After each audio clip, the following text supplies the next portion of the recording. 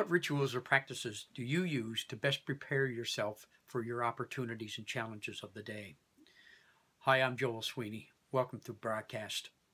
I like this question because I have had a ritual that I go through each and every morning, particularly during work days.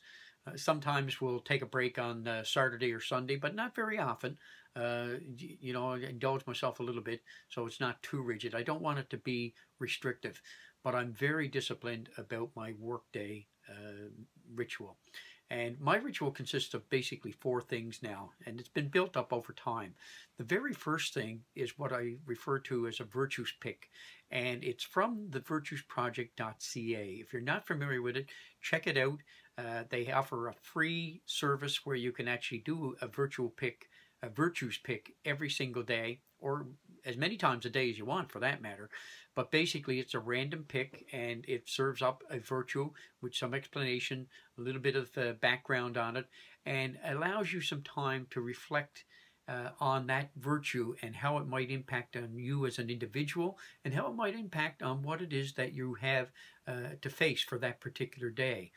The whole process takes typically less than 2 minutes, but if you really want to truly reflect on the virtue and how it impacts you, allow about 5 minutes, and that is certainly a stretch. The second thing that I focus on after I've done my virtues pick is my meditation. This is kind of my cornerstone. It's my anchor, and it took me a long time to figure out a meditation technique that worked for me. I wasn't one of those individuals that gravitated to the or the what they refer to as guided meditation, where somebody will take you on a journey down a mountain or up a mountain or down a stream or on a beach or whatever it is, and have you visualize and focus your energies, your mental energies on that visualization. That really didn't work for me. I needed something really simplistic. I guess that speaks to part of my personality. But I needed something that truly worked for me. And I finally found it with a combination of some really soothing music and just a very simple breathing technique with a mantra. Breathe in, breathe out. Breathe in, breathe out. And I would do that for 20 minutes. And what that would allow me to do was to actually focus on the physical activity of my breathing.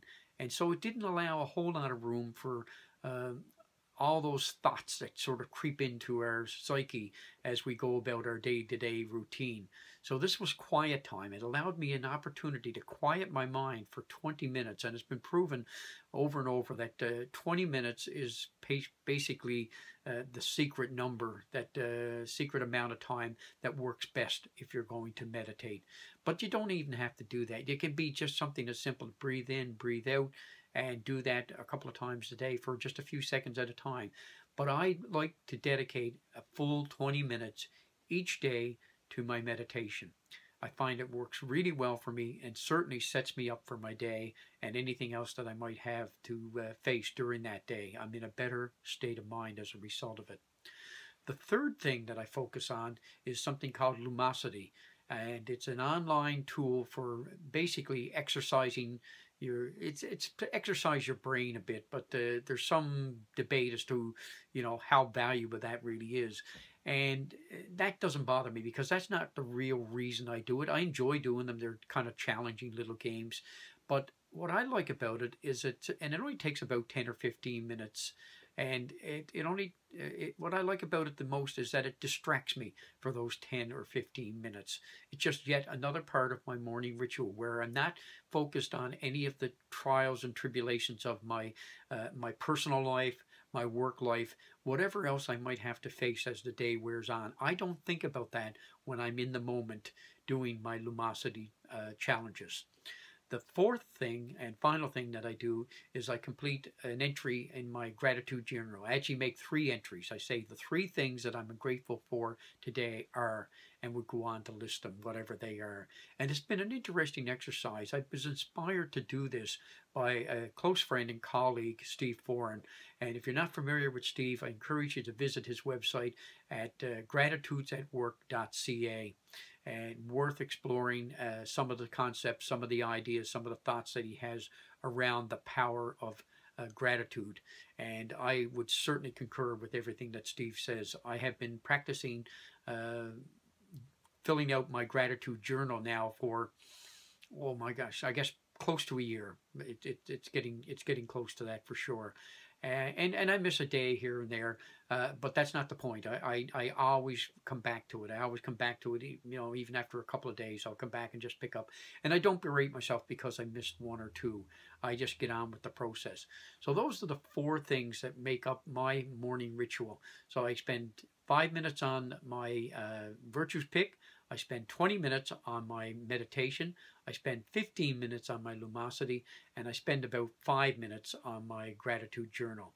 So you tally that all up, you get 25, 45, with the gaps in between, easily done within an hour. So I encourage you to give some thought to what works for you, what sets you up for your day, what gets you in the best state of mind so that you can tackle the opportunities and challenges that are ahead of you.